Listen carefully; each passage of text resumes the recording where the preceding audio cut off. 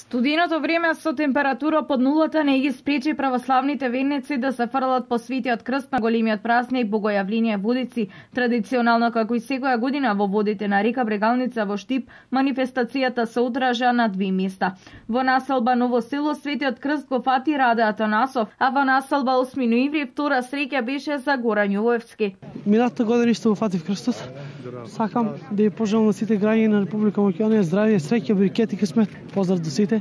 Нека се за нова година и празниците се најдобро. Среќа, здравје и берекет за добитниците и секако за целиот македонски народ им посакаа митрополитот Брегалнички Иларион и градоначалникот на Штип примариус магистар Илчо Захариев. Бог се јави, навистина се јави честит и вечен нека е празникот. Мир и благослов од Бога на сите луѓе кои што живеат во овој град, во татковината наша. Мир и благосостојба. Еве и годинава, Бог со својата милост, иако се најавува високи температури, ни даде убав сончев ден, за да можеме во чест на каштевањето Христово, кое што го направи заради нас и нашето спасение, повторно да го прославиме празникот и да го прославиме Бога. И еве годинава, повторно, мината година што го фати момчето крстот, повторно го фати, кое што пак кој ќе му носи радост, здравје и среќа во животот. Традицијата да го фрламе крстот во река Брегалница се покажа навистина како многу добар чекор. Брегалница е нашата река Јордан.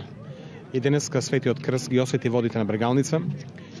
На нашиот младинец кој го фати крстот сака да му посака многу здравје. Здравје на неговото семејство, да му носи радост и среќа. Ја користам приликата на сите штипјани и на сите православни христијани да им го честам денешниот празник, да им посакам се најдобро.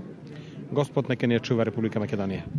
Обичај на овој голем празник е честниот крст да биде ставен на лицитација. И многу здравје, многу среќа, љубов, берекет да не прати не само ова година, ни цел живот. Се верува дека на овој ден сите води се свети и оној што ќе го најде крстот ќе биде среќен во текот на целата година. Големиот христијански празник е поврзан со крштевањето на Исус Христос во водите на реката Јордан од Свети Јован, кој од тогаш се нарекува крстител. Празникот се нарекува Водици поради големиот водосвет што го врши црквата на овој ден. На крштевањето на овој ден му се дава значење како една од повеќето свети тајни на христијанството, а со него завршуваат 12 така наречени некрстени води и циклусот зимски празници како Бадник, Божик и Василица.